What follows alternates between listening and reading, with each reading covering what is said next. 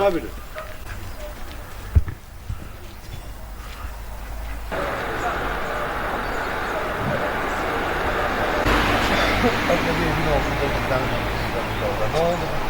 Saat 11'də məlumat çatdı ki, kənd sakini 2016-cı il təvəllüdlü Məmmədzadə Tağıqızı evdən çıxıb və çıxarkən öz çantalarını da toparlayıb, həm paltar çantasını, həm dəftər kitabını. Hansı istiqamətdə getdiyi bəlli deyil.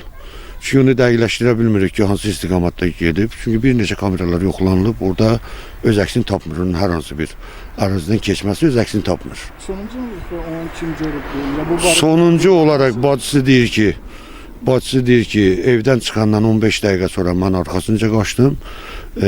Gəldim, gördüm burada dayanıb. Elə hiss elədim ki, bir qazel saxladı, ora mindi. Amma qazelin hansı tərəfə getdiyi mən görmədim. Bu da biraz çaşdırıcıdır, onu da dəqiqləşdirmək olmur.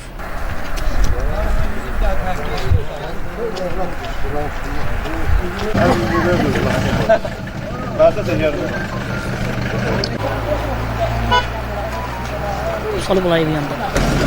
Ərazi icra nümayəndəsi olaraq Azərbaycan polisinə, Astara rayon polis şöbəsinin əməkdaşlarına təşəkkür edirik. Saat 11-dən ayaq üstədilər. Uşağı tapdılar, gətirib valideyninə təhvil verdilər.